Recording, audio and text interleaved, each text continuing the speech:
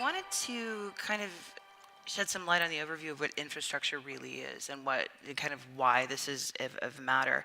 The interesting thing that has come up time and time again is is an aspect of lending as part of the product offering of infrastructure in terms of PSP offerings. I find that quite interesting, in part because you're doing lending at point of sale when you're doing a taxi transaction. For example, if there is a service rendered before payment, that's actually a microloan. And what we're also looking at is SMEs for expansion or for even basic financing.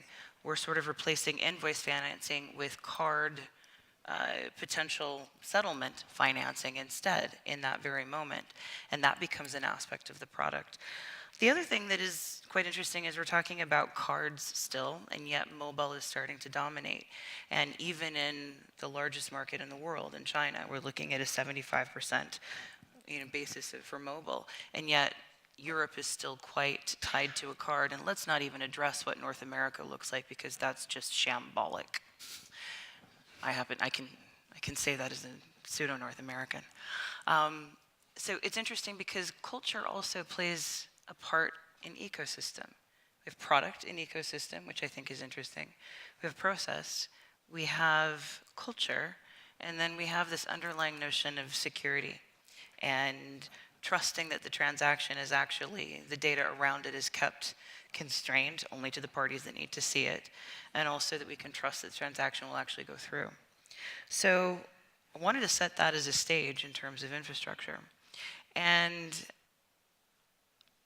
actually, we had a conversation about this earlier, the number and types of payment methods, the notion of interoperability, giving a customer exactly what they want, and yet giving the merchant the ability to actually collect the payment and not making it complex. It sounds like we're actually dealing with an incredibly complex system to begin with, ridiculously complex. So part of this is, if we've got multi-party workflow, if we have multi-party payment processing, but also multi-party payment exchanges between different parties, how do we reduce the complexity for both the merchant and the consumer? And gentlemen, this is the existential question. Who's going to take a stab at it first? I'm happy to. Yeah. I think a lot of the, probably because I haven't spoken in a while as well, so I'll step in. I think a lot of the businesses, large corporate businesses that we work with, they have unbelievable reconciliation challenges. And I think I've been listening quite closely to your products, and I'm a little bit jealous as well because it sounds pretty cool. We have something similar as well. So Guy, let's have a chat afterwards. One of the ways in which we try and overcome this is helping these businesses with segregating their funds. So you potentially could have a hotel company. They've got thousands of transactions coming in through various suppliers, and they've got to do many payments out. If they're running that all off through one pooled account, it can be one big reconciliation nightmare, as you probably have gathered with your business as well. And what we've done is we've helped segregate that by issuing virtual accounts. So what we do is we give the hotel company or the shipping company one master account, and then they can issue thousands, tens of thousands, 1 million virtual IBANs, which can then be assigned to a sender. So you're completely segregating all of the payments coming in and then all the payments going out, which means that A, it completely resolves reconciliation challenges, and secondly, it keeps the integrity of the payment trail intact, because you're no longer running off a pooled account. You're completely segregating all of your payments in and payments out. Now, I know reconciliation, it doesn't seem to be the most exciting topic, but as Yuval will agree, it is probably top of the list for many large businesses, and Guy, I'm sure you'll agree as well, and causes no end of headache, not just for the treasury team, but also for the merchants that they're servicing, where you're dealing with lost funds and all of those usual issues as well. I don't know if that goes to some extent towards well, it actually does, because some of the questions I have that have come up are around the notion of workflow and reconciliation, and looking at technology to enable that, not just from a best practices in terms of managing the workflow, but also starting to automate some of that using AI and pattern recognition. That also helps with the fraud detection that we can't do when we're doing manual reconciliation. So in terms of starting to do best practices and look at maybe a standard, what should we be thinking about? I mean, reconciliation is mandatory. We have to do this for the regulators and for audit, especially on the financial services side, not just the merchant side. But how do we start to enable that via technology, and what are some of the thoughts around creating sort of these standards and a basic infrastructure that would have a best practices, especially for something as obligatory and as crucial as reconciliation practice? So, Well, I mean, this is open, but Yuval, I mean, you've got some ideas, but Kurt, you also have some ideas. I see this standardization, wherever it's applied today, I think we are nicely scalable. Let's look to contactless payment cards. The standardization and the interoperability is widely accepted. We are all using this daily, and this is working nicely. Why is this so? Because we agreed to some standardization via EMVCo and do some thoroughly testing and certification on this, that we really achieve this interoperability and scalability. With 3DS, I see same experience. So in the e-commerce side, there is some basic elements that are standardized, that are, so to say, creating some interoperability, directory services, etc. It is on the implementation, how strong customer authentication and how this is done nicely in a nice UX. And I'm seeing a lot of progress coming up now that this is really handled with a good user experience. And then for me, on this missing side, on these e-commerce checkouts, it could well be that SRC, Secure Remote Commerce, is playing this role, and as it is scheme neutral and also could also support any local debit scheme, it could be really a nice way that this checkout confusion and this overwhelming number of buttons and the complexity is reduced. So if we started with... I see really some hope there. So if we started with better practices up front and with secure customer authentication, if we're looking at that where we understand exactly who is paying, we have that authentication mechanism in place, we have valid KYC data right from the get-go, it's already tokenized either on their device or on the card, that we start from the beginning if we know who this person is even before the transaction really begins or is really initiated. So that would actually relieve a number of the challenges with the reconciliation component. How are you finding that, just out of curiosity, when we're talking about something that is as, I mean, Gett now, at least they know who I am, or at least they have not the really. name that I've given them Yeah. when I ordered my taxi. They're not, it's my name or somebody else's, my evil twins. But you know to a certain extent who the customer is reputationally. To a certain extent, the card payment's already there.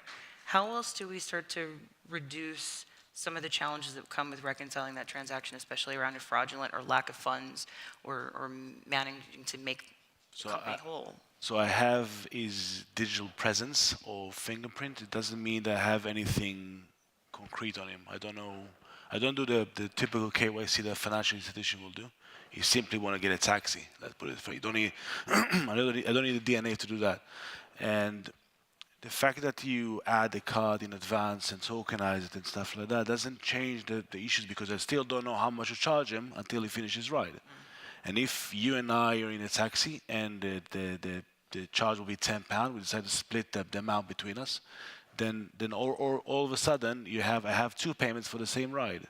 And if your payment has been declined, mine hasn't, then you see where I'm going with it. It's getting very, very complicated, and the tokenization is for us is a beautiful thing, because it's resolved all the checkout experience. We save the card in advance as part of the onboarding, and it kind of simplify the checkout journey eventually, because you just simply get out of the taxi and we'll take care of the money.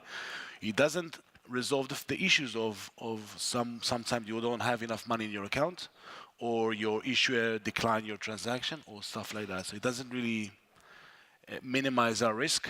But we, at least at Gett, kind of took a decision that we want to sell the best mobility service, loved by its customers and drivers and stuff like that.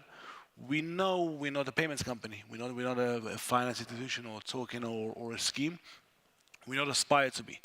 So our selection is to partner with the best out there, and we selected 14 acquirers that provide us services worldwide, and try to facilitate and commoditize these services. So for me, payment is a commodity, and token it's a kind of a facilitation that allows us to provide the best service that we can. We don't aspire to build everything in-house. Well, and it makes sense. We've talked a lot about partnership, and partnership being really an ecosystem play.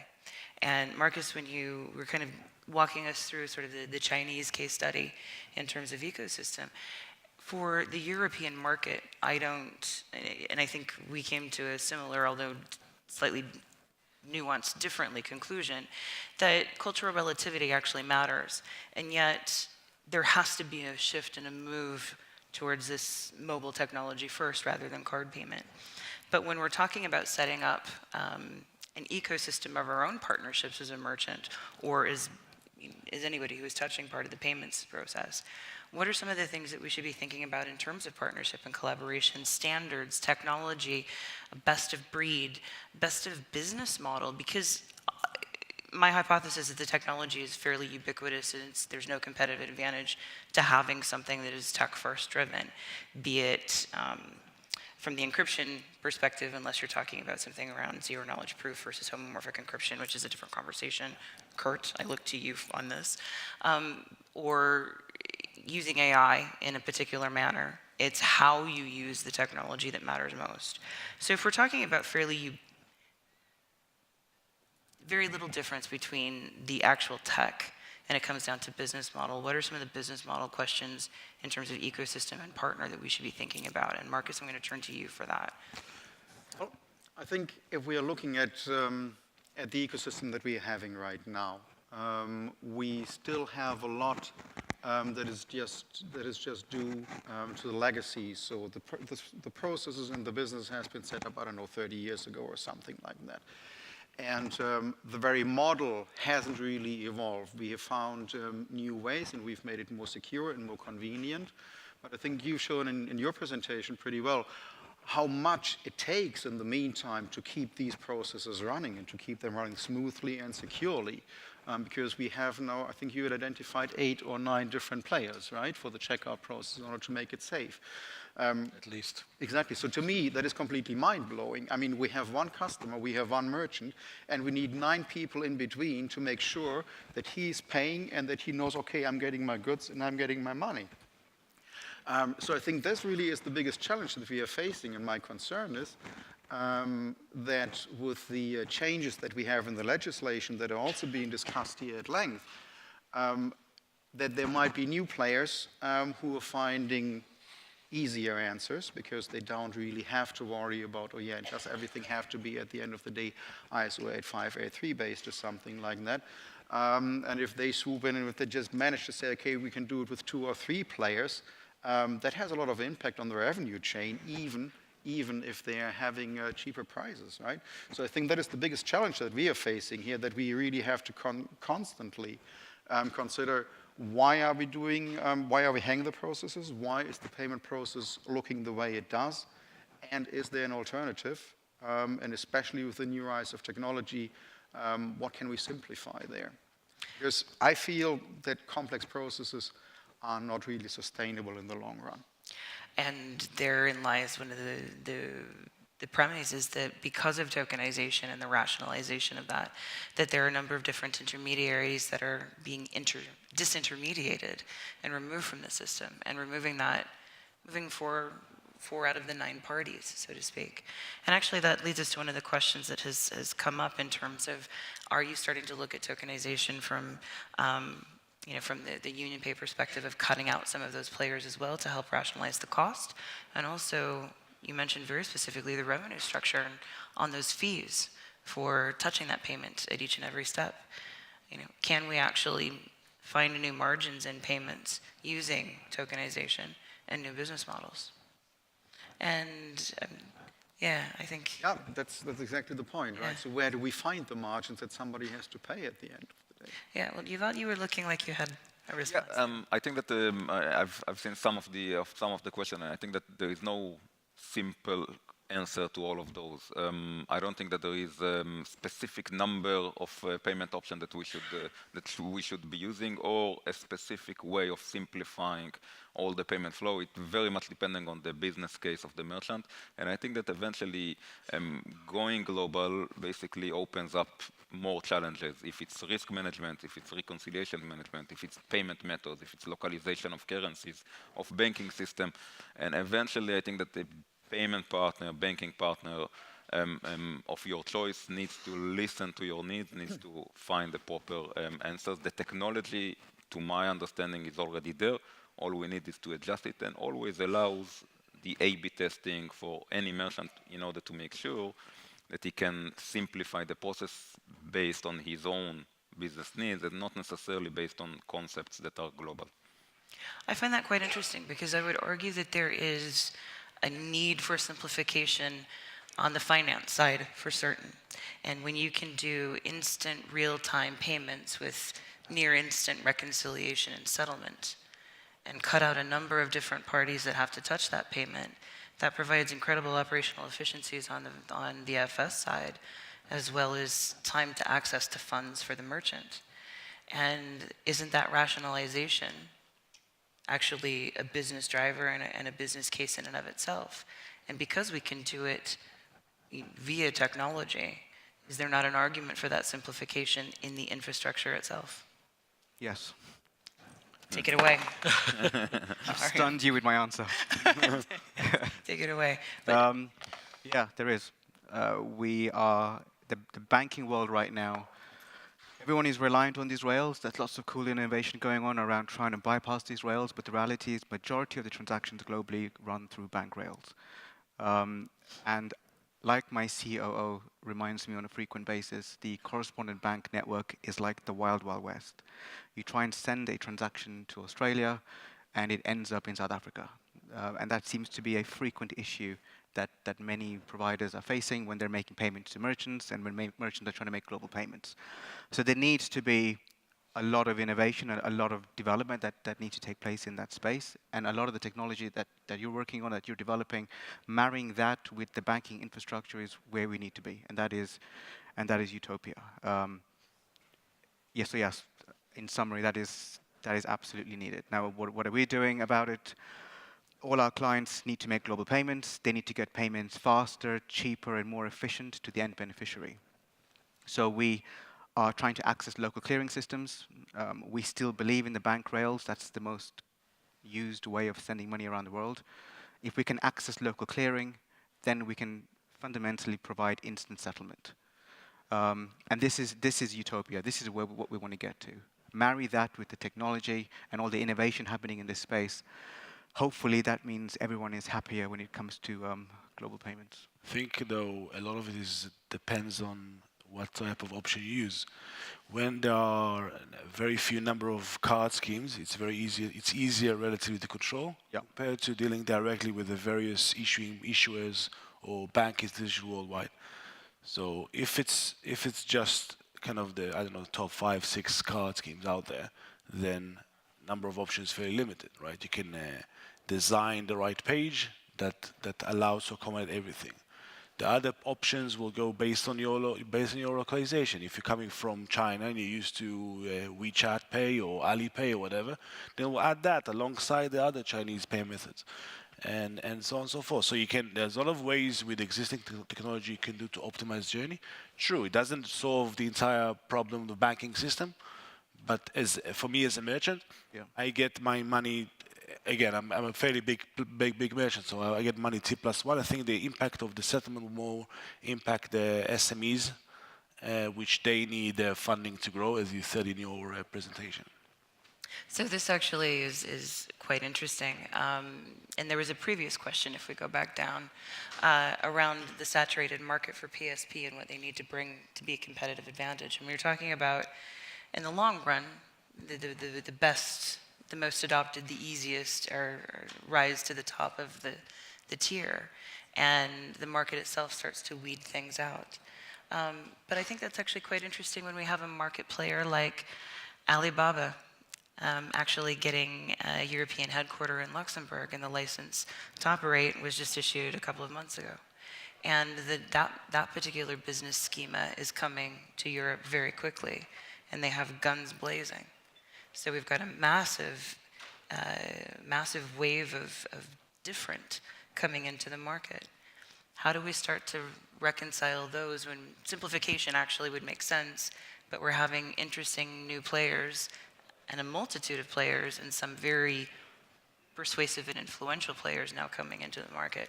What should a PSP actually be thinking about to win market share, or if they can win market share in the already saturated market? Long question. Does anybody have any suggestions for a PSP? Or even from a merchant perspective, what are you looking for in terms of a service provider? I'll Go start. ahead. So for us, because of the type of business we have, we don't want to. Our customer experience means that we don't ask the customer to pay in advance. So by definition, we are working on a pool of funds rather than the user will push the funds to us, and it makes our life easier because most of the providers doesn't allow that. There are very few alternative payments that allows us to do that. So you have cards and you have the PayPal of the world and Amazon Pay, these sort of stuff, but most of the others require authentication. So we don't really, us as a merchant, it doesn't really impact us, but I'm sure we've all faced it. Yeah, from a payment provider perspective, I think that again, it mainly depends on first of all, enabling the merchant to accept any means of payment that he wants to accept, that he should accept based on conversions and acceptance rates. However, also advising what is a better fit for his own payment model. In Gett case, it's according to guys' answers, but in some business models that are requesting or in a need of subscription and recurring billing, some payment method will be a better fit, some more, some less.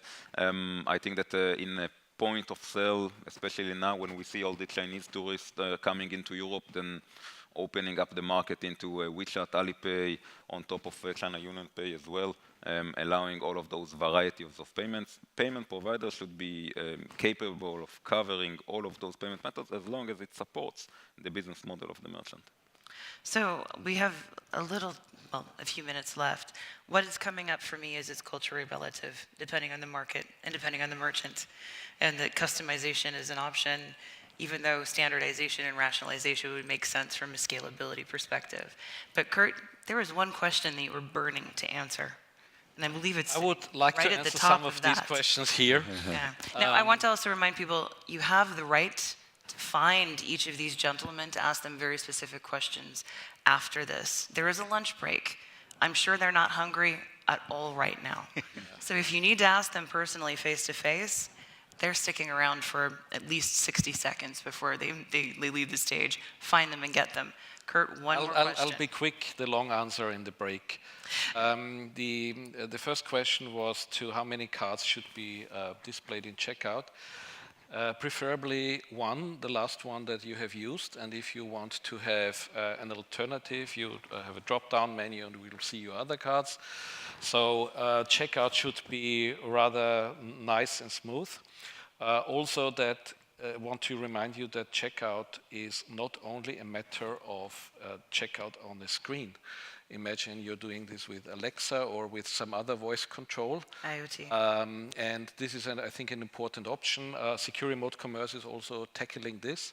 So a payment can also be initiated from a device conversation and should work on this as well, which is, I find, very appealing as well. Then it was the question about the co-badged cards. Benefit of this tokenization and connecting to the scheme token services that you see the real card art of the card. So if this is a co-badged card, you will see this as a co-badged card. You don't see this as MasterCard. You see this as this card from this issuer with this brand or with co-badged whatever. So for me, this gives more trust and more a good user experience. And then there was a question, who is paying for all this? And I think these tokenization services today are offered for free. Nevertheless, I believe once the conversion increases, it will pay off alone. So both for merchants and issuers, once you solve these problems that we are facing today, and once you have a better technology to support this, and you have better conversion, I think everyone will be very happy. ROI matters, thank you. And I think you actually answered that rationalization and customization are possible at the same time. So we have a hybrid. Anyway, my thanks to you, gentlemen. Mishal, Guy, Yuval, Markus, Kurt, thank you. Again, thank you to the audience. We will reconvene at 1:30 here with the Innovation Corner, where we'll be dragon denning 5 of our payment startups. So I hope you join us then. In the meantime, enjoy lunch. Also remember, if your brain needs a little bit of a recharge, there is a brain recharging station here at MPE, and you can find more information about that in your booklet. In the meantime, the gentlemen are free for questioning as they exit the stage. My thanks to all of you, and we'll see you back here at 1:30.